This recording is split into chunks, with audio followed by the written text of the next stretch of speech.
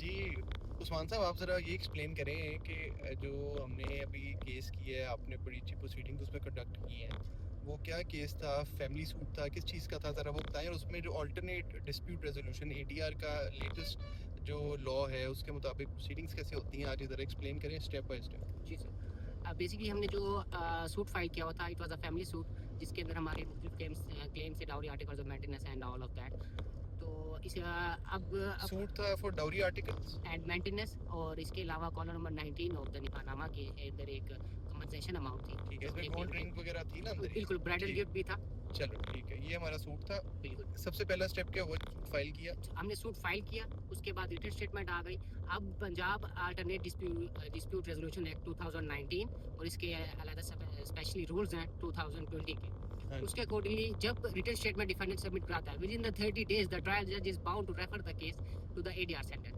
अब एडीआर के जो जजेस होते हैं, जिन्हें मीडिएटर्स कहा जाता है, वो रेफर कैसे होता है? वो ट्रायल कोर्ट खुद रेफर करके भेजते हैं कि थ्रू डिस्ट्रिक्ट एंड सेशन जज? बाकायदा सर एक रेफरेंस सर्टिफिकेट बनता है, जिसके अंदर बिल्कुल, और एक पॉइंट है, फॉर्मुलेशन ऑफ पॉइंट्स होता है।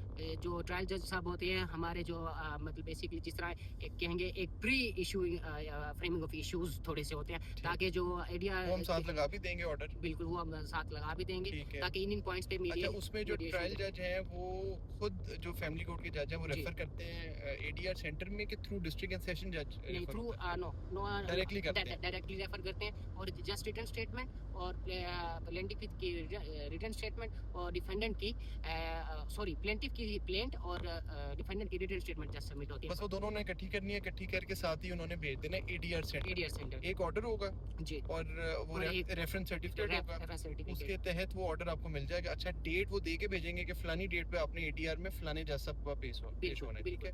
और एडीआर सेंटर में भी ये कंफ्यूजन दूर करेंगे, एडीआर सेंटर में जजेस ही बैठते हैं कि कोई प्राइवेट एंटिटी के? मैं बताता हूँ, इस पर बैठते हैं सिविल जजेस फर्स्ट क्लास ही हैं, लेकिन ये स्पेशल जजेस होते हैं जिन्हें एज अ मीडिएटर कहा जाता है, और ये नॉमिनेटेड बाय होते हैं लाहौर हाई कोर्ट। अब रिसेंटली एक नोटिफिकेशन है जिसके अंदर आई गेस 3 to 5 मीडिएटर जजेस हैं। जो सर सेशन जज का जो गेट है, जजेस गेट, उसके लेफ्ट साइड पर है एडीआर सेंटर, बकायदा एक प्रेमिसेस अलग बना दिया एडीआर सेंटर कलरफुल सा बिल्कुल बना हुआ है, ठीक है? वहां पे अब आपको जिस ट्रायल कोर्ट ने जब रिटन स्टेटमेंट आ गई, उन्होंने विद इन 30 डेज रेफर करना, उन्होंने वहां पे रेफर कर दिया 30 डेज, और उसके बाद उन्होंने आपको जब भेजा वो रेफर कर दिया कि इन जैसा आपके पास आपने एडीआर कोर्ट में जाना है।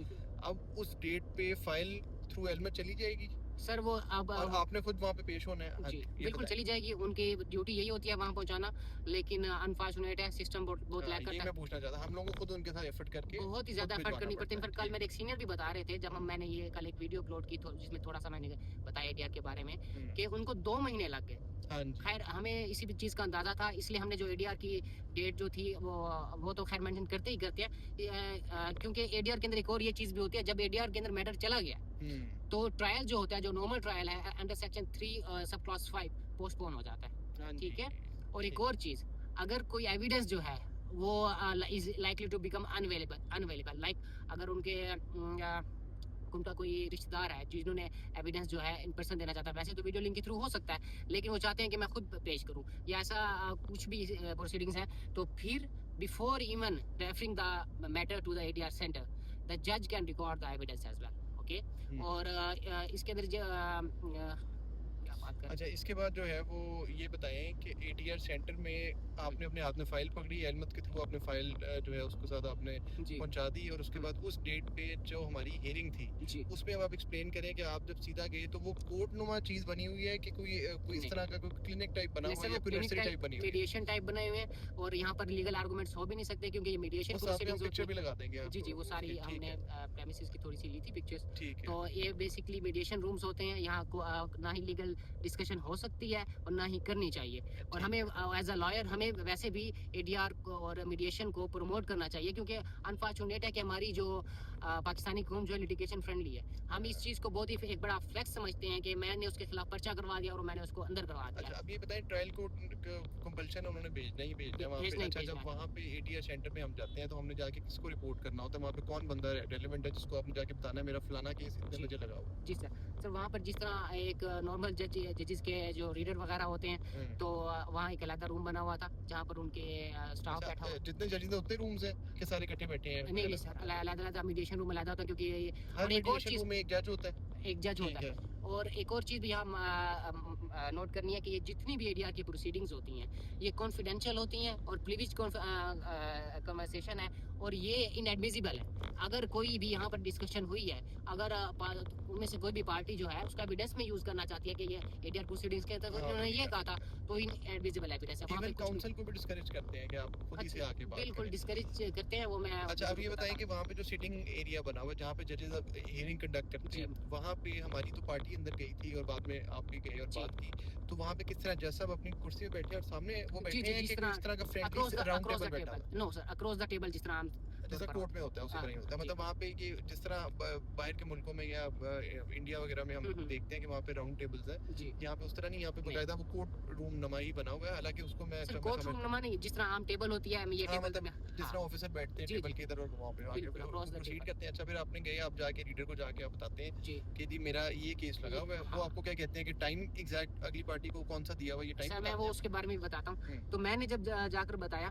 फर्स्ट ये हुआ ये कि जो जिस जज साहब जिस मीडिएटर लंदन मीडिएटर का नाम हमारे कोर्ट ऑर्डर में था, तो मैं उनकी कोर्ट में गया, तो वहाँ बताया कि भाई अब ये जो मैटर जो है रेफर हो गया टू डिफरेंट जज। ठीक है। तो वो हम वो एरिया सेंटर में था, तो हम वहाँ पे गए, वहाँ के स्टाफ पहले हमारी फीमेल जज थी, फिर मेल जज को रेफर हो गया। ठीक है, फीमेल जज को रेफर हो गया। तो मैंने वहाँ पर जाकर बताया, तो उस कॉल लिस्ट में मेरा केस का नाम ही नहीं था कॉल लिस्ट के अंदर। ठीक है। तो उन्होंने कहा यहाँ पे तो नाम ही नहीं है, तो मैंने कहा ये मेरे पास तो ऑर्डर है। वो दोनों साथ ही थे ना मीडिएशन में? जी जी जी। आपका उनके बजाय चेंज हो गया यहाँ पे आ गया। ठीक है जी। आप गए फिर उसके बाद? तो उसके बाद कॉल लिस्ट में नाम नहीं था। मैंने फिर अपना ऑर्डर दिखाया कि ये देखें ये ऑर्डर तो ये केस तो रेफर हुआ हुआ है और एडीआर प्रोसीडिंग्स। खैर मैंने फिर stressfully I had to attend to them very stressfully. तो फिर समहाउ फाइल आ गई। अच्छा, फाइल चली गई। उसके बाद ये बताएं कि वहाँ पे रीडर साहब ने आपको दूसरी पार्टी को कॉल करके बुलाया, उनके पास इन्फॉर्मेशन नहीं गई हुई थी ये वाली पेपर? जी जी बिल्कुल।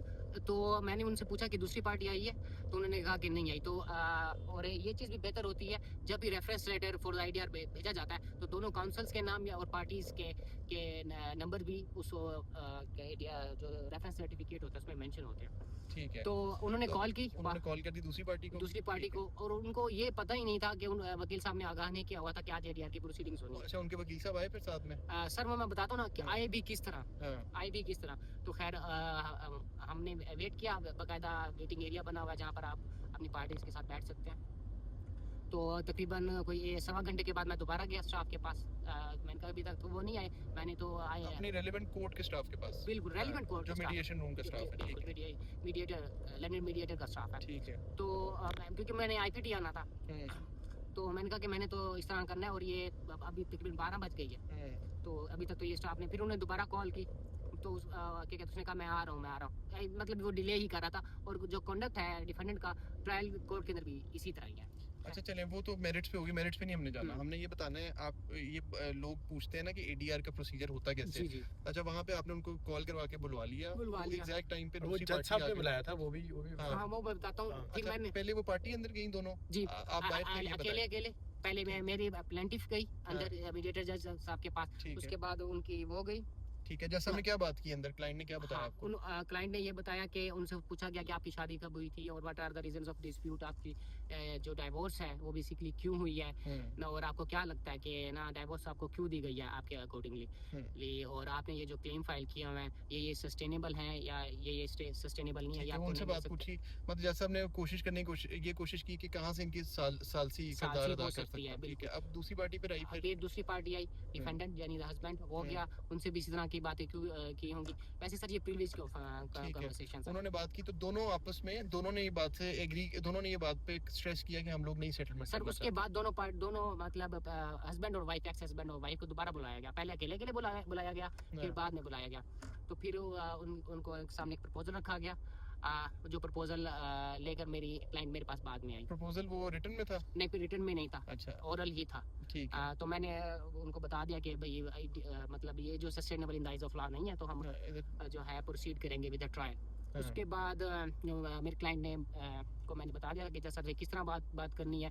अच्छा, उन्होंने ओरली एक जैसा हमने सेटलमेंट बना के दी कि ये सॉल्यूशन मेरे नज़र में है, आप लोग करना चाहें तो फिर हम आप लोग कर लें। ठीक है, बिल्कुल इसी तरह सर। बिल्कुल इसी तरह।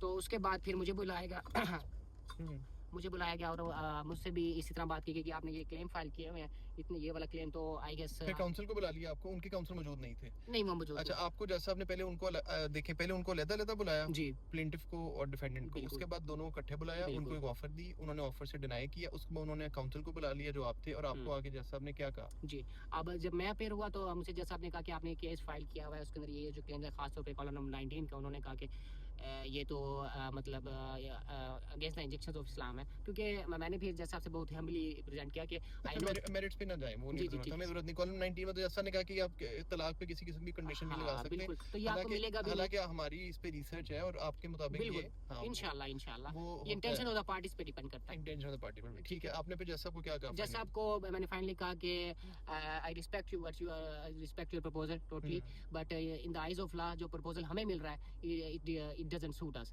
सो we would like to proceed with the trial. तो अब जो मीडिएटर जैसा आप थे, उन्होंने जो एडीआर की प्रोसीडिंग्स है, फेलियर रिपोर्ट एक बनेगी जिसमें जज साहब जो भी अपनी ऑब्जर्वेशंस हैं वो मेंशन करेंगे और इस रिपोर्ट को ट्रायल जज के पास भेज देंगे। और now this ADR report prepared by the वो एक अलग बात है कि उस्मान साहब हम्बल हो रहे हैं, लेकिन वो जज साहब ने उस्मान साहब की कोई वीडियो वगैरह में इनकी बात सुनी थी, तो उन्होंने इनको रिकॉग्नाइज भी कर लिया और इनको फिर अप्रिशिएट भी किया, मेहनत को अप्रिशिएट किया। सर इनफैक्ट हमारे पूरे ऑफिस को रिकॉग्नाइज किया।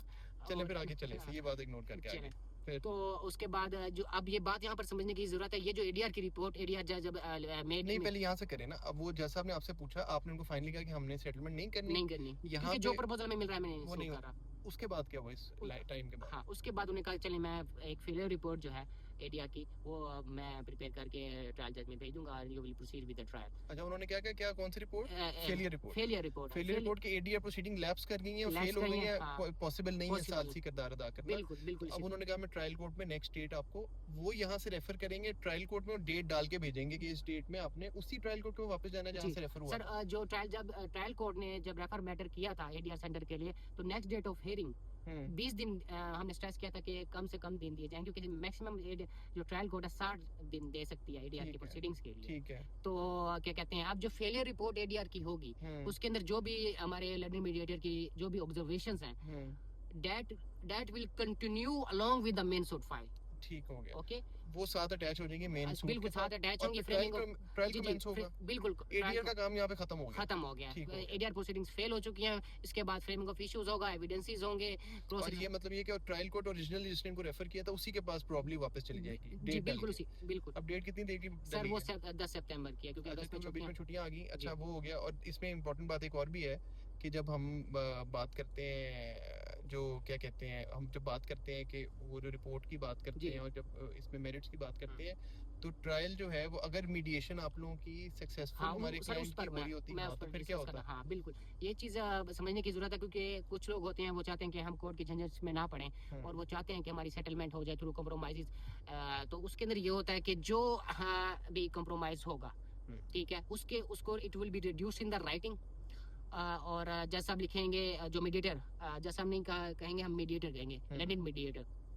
जो मीडिएटर होंगे अपने it will be reducing to line जो भी कॉम्प्रोमाइज दोनों पार्टीज के अंदर थ्रू कंसेंसुअल कॉम्प्रोमाइज हुआ है। तो और इसके अंदर अगर उस कॉम्प्रोमाइज के अंदर वैसे तो एडीआर के लिए सिर्फ 60 डेज है, लेकिन अगर कॉम्प्रोमाइज जो है प्रोसीड होना चाह रहा है और पॉजिटिव आउटकम देख सक रहे हैं, then the mediator judge can extend it up to 120 days। इसमें हमारे केस में अगर इनमें सुलह होती है, जिन केसेस में सुलह होती है, वहां पे वो एक और डेट भी डाल सकते हैं कि आप लोगों को टाइम दे रहा हूं और आप next date but maximum up to 120 days. हां जी, मैक्सिमम। ठीक है, और अगर जो यहां पर जो है एक अवार्ड लेट्स सपोज उसे हम अवार्ड कह लेते हैं, बन जाता है through compromise, that would be deemed as a decree, और इसके खिलाफ कोई भी अपील और रिवीजन भी लाई नहीं करती, क्योंकि वो कंसेंशुअल होती है ना। बिल्कुल कंसेंशुअल, इसके खिलाफ ना ही कोई अपील लाई करेगी और ना ही कोई रिवीजन लाई करेगी। There is no other remedy available to contest that decree. अच्छा, और ये बताएं उस्मान साहब कि कहीं हम ये अवॉइड कर सकते हैं एडीआर प्रोसीडिंग्स को? बिल्कुल नहीं कर सकते, इट इज वेरी मैंडेटरी।